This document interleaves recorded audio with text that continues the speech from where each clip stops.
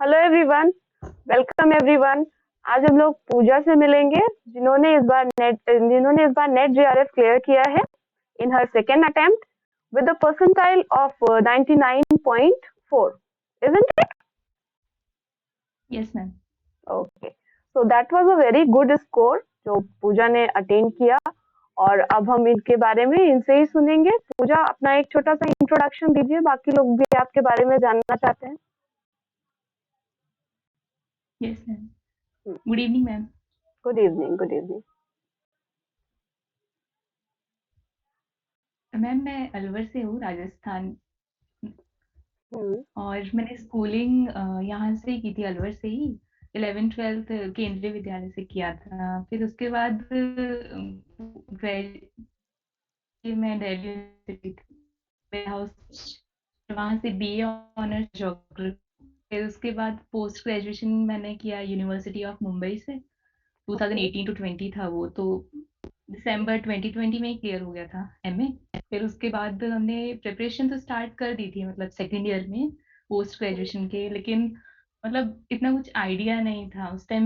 मैं previous year questions देखती थी तो मुझे ऐसा लगता था कि इनको सिर्फ याद करना है, ऐसे मतलब लोग बोलते हैं ना कि क्वेश्चंस रिपीट होते हैं। तो उस टाइम हम्म। इतना कुछ भी क्लियर नहीं था, तो मुझे लगता था कि इसको मतलब याद करना है। तो मैंने मतलब 2-3 नोटबुक ऐसे मतलब भर दी थी क्वेश्चंस लिख लिख के और उनको याद करके। तो स्टार्टिंग में मैं मतलब बहुत ज्यादा ब्लैंक थी, क्योंकि मतलब किसी से मैंने पूछा नहीं था इतना। हम्म। फिर उसके बाद में फिर लॉकडाउन हो गया तो मेरे नोनी पर हॉस्टल में रह गए थे। फिर मैं घर पर आ गई तो उसके बाद में मैंने थोड़ा मतलब इंटरनेट से थोड़ा बहुत पढ़ा होगा, लेकिन फिर मैं मतलब बीच में अचानक से हो गया कि मुझे मतलब फॉरेन से करना है पीएचडी। वो मेरे एक सीनियर जा रखे हैं यूएसए।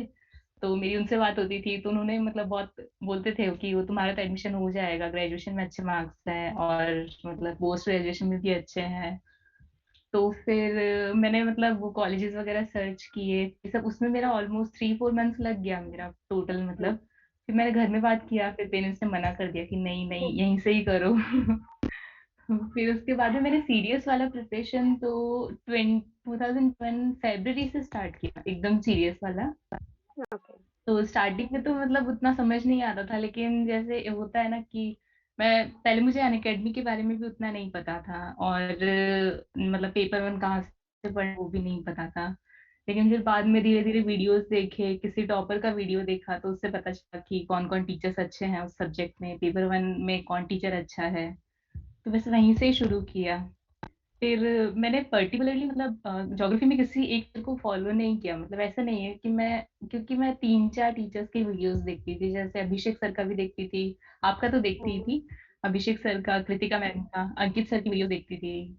तो ओके। 3-4 टीचर्स को मैं फॉलो करती थी रेगुलरली। ओके। ओके। तो इस ड्यूरेशन में जैसे कि कोविड भी आ चुका था और बहुत सारा लॉकडाउन लग रहा था इधर उधर, बहुत सारे एक एक सेमेस्टर एग्जाम भी नहीं हुआ। तो इस ड्यूरेशन, प्रिपरेशन के ड्यूरेशन में आपको प्रॉब्लम्स क्या क्या हुई? मैम मेन प्रॉब्लम तो ये थी कि हम लोगों का फोर्थ सेमेस्टर, मतलब थर्ड सेमेस्टर तो हो गया था उस टाइम पोस्ट ग्रेजुएशन का, उसका रिजल्ट भी नहीं आया था और ये पता नहीं था, क्लासेस भी नहीं होती थी रेगुलर। मतलब वीक में 1-2 क्लासेस हो गई तो एग्जाम होगा तो नेट एग्जाम कब होगा। तो वही प्रॉब्लम थी। और फिर मतलब लॉकडाउन था तो ऐसे मतलब किसी से मिलना भी नहीं होता था कि मतलब जिसने क्लियर कर रखा उससे बात कर लें। और जैसे मेरे फ्रेंड्स फ्रेंड्स में भी किसी ने नहीं किया है। तो मतलब अगर मैं वहां पे हॉस्टल में रहती तो टीचर्स वगैरह से पूछ सकती थी। तो मेन हम्म। इशू वही था कि गाइडेंस का। हम्म। ओके। तो फिर उसके बाद प्रिपरेशन स्टार्ट किया आपने, फिर उसके बाद अच्छा, पेपर वन और पेपर टू के लिए आपने क्या स्ट्रैटेजी अपनाया? पेपर वन में तो मैम मैंने बायजूस एग्जाम प्रेप जो पहले ग्रेड अप था उसको फॉलो किया था। तो शिवा मैम, गुलशन मैम, निशांत sir, उनकी वीडियोस में ऑलमोस्ट 8-9 मंथ्स तक मैंने रेगुलर देखी है। और अन अकेडमी पे तलवीर सर को फॉलो करती थी मैं। पेपर वन के लिए मैंने बस ये मतलब 4 टीचर्स को फॉलो किया था। और मेरे पास ऑक्सफोर्ड पब्लिकेशन की एक बुक थी, उससे वो तो मैंने पहले ही पढ़ ली थी, मतलब पोस्ट ग्रेजुएशन के टाइम पे ही। और ओके। पेपर टू के लिए तो मैंने सविंदर सिंह की सर की बुक पढ़ी थी, और डीआर खुल्लर पढ़ी थी थोड़ी इंडियन ज्योग्राफी के लिए। माजिद हम्म। हुसैन पढ़ी थी ह्यूमन ज्योग्राफी वाला जो पोर्शन है उसके लिए। हम्म। और बाकी तो मतलब जैसे कुछ समझ नहीं आता था तो किसी की भी वीडियोस देख लेती थी नेट पर। ओके। और इस बार एग्जाम की ड्यूरेशन में जब आप एग्जाम दे रहे थे तब आपका क्या एक्सपीरियंस रहा? मैं सही बताती हूँ, जब मैं एग्जाम देकर दे रही थी उस टाइम भी मुझे लग रहा था कि मेरा नहीं होगा, मुझे ऐसा लगा था मेरा नेट भी नहीं होगा, जेआरएफ तो बहुत दूर की बात है। और जैसे मैं एग्जाम हॉल से बाहर निकली तो मेरे भैया गए थे मेरे साथ एग्जाम देने के लिए, तो उन्होंने पूछा कि कैसा हुआ पेपर, तो मैंने यही बोला कि पेपर बहुत, मुझे समझ ही नहीं आता कि मतलब, क्योंकि इस बार पैटर्न चेंज हुआ है। मैंने 2008 से और 2020 तक के प्रीवियस ईयर क्वेश्चंस कर लिए थे पेपर टू के, और पेपर वन का 2018 टू 20 किया था पूरा, मतलब पेपर टू का तो ऑलमोस्ट दो तीन बार हो गया था, पेपर वन का भी एक एक बार पूरा हो गया था। तो मुझे समझ नहीं आया कि मतलब क्वेश्चंस बहुत ज्यादा इस बार एनालिटिकल थे, डायरेक्ट क्वेश्चंस बिल्कुल भी नहीं थे ज्योग्राफी में भी। और पेपर वन में भी पूरा सिलेबस चेंज हो गया था, सिलेबस नहीं मतलब पैटर्न चेंज हो गया था। तो मुझे ऐसा लग रहा था कि मेरा कुछ भी नहीं होगा, फिर घर में भी मतलब सब लोगों ने पूछा कैसा हुआ पेपर। तो मैंने वही बोला कि पेपर मेरा उतना अच्छा नहीं हुआ जैसे मैं सोच रही थी कि हाँ जितना इस बार पढ़ा है उस हिसाब से होगा, वैसा नहीं हुआ पेपर।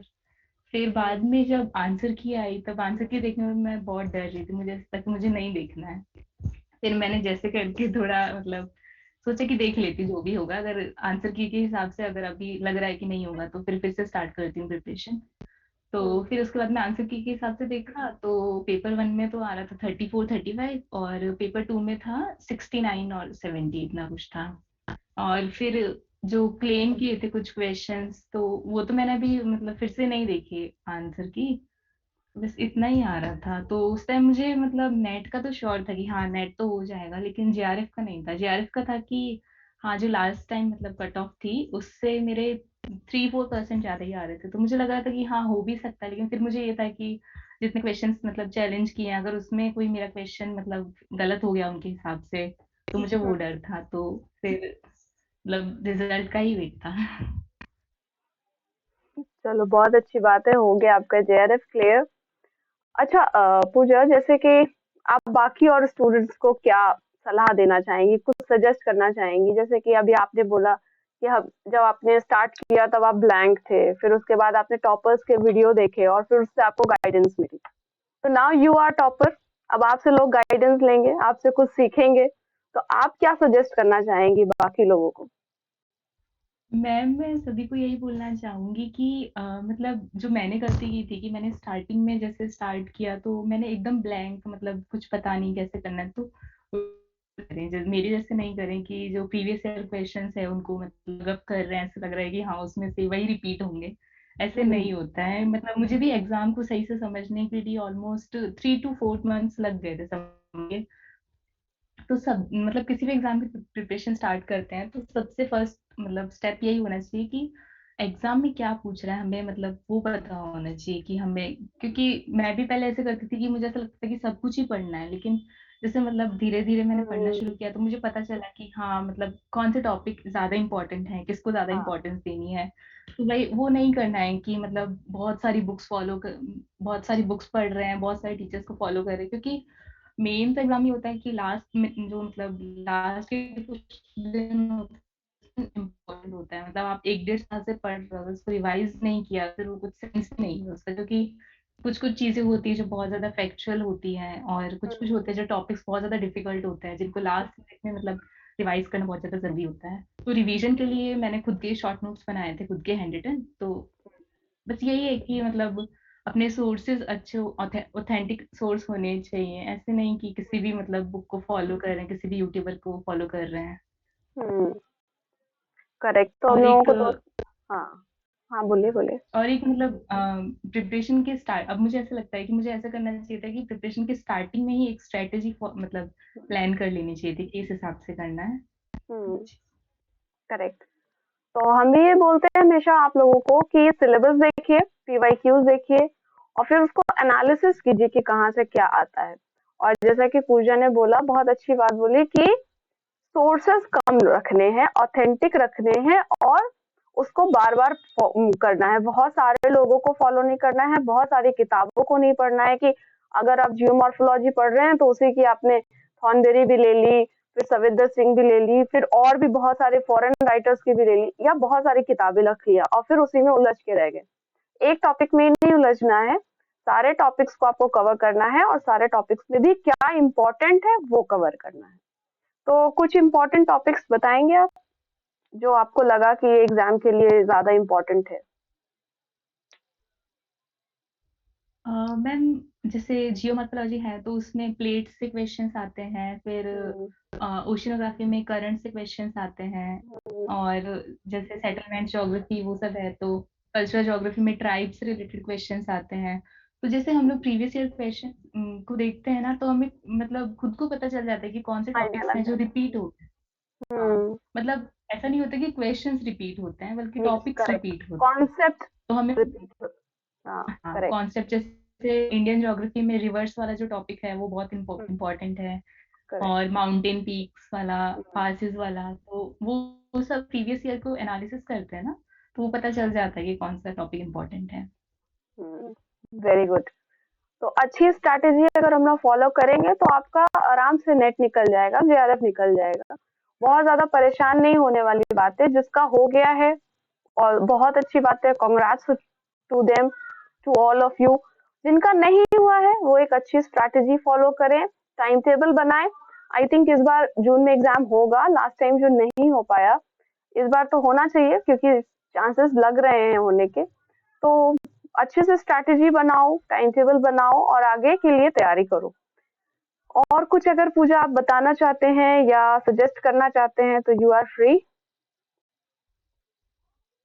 और कुछ तो मैम बस यही कि जैसे ये टाइम पीरियड बहुत लंबा होता है कि 1 डेढ़ साल से आप किसी एग्जाम की प्रिपरेशन कर रहे हो, तो ये मेरे साथ भी होता था कि जैसे मैं मतलब कोई टेस्ट पेपर सॉल्व कर रही हूँ किसी मतलब किसी भी प्लेटफॉर्म पे जाकर, तो जैसे मेरे मैथ्स बहुत ज्यादा वीक था, तो मतलब मुझे ऐसा लगता था कि मुझसे डीआई नहीं होगा। तो माइंड में मतलब फर्स्ट थॉट यही आता था कि अगर मैं डीआई नहीं करूंगी तो मेरे 5 क्वेश्चंस मतलब 10 मार्क्स मेरे डायरेक्ट गए।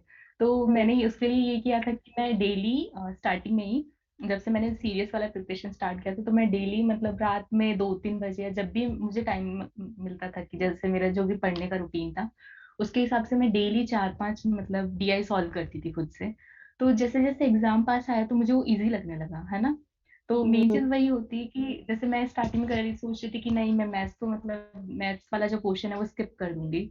तो हमें जो चीज नहीं आती है उसको फिर से अगर हम लोग प्रैक्टिस करेंगे, बार बार करेंगे, तो वो चीजें आसान हो जाएंगी। जैसे डीआई का जो मतलब मैं एग्जाम में किया था, तो वो क्वेश्चन मेरा मतलब 2-3 मिनट में ही हो गया था। Practice makes a man perfect. Yes ma'am, yes.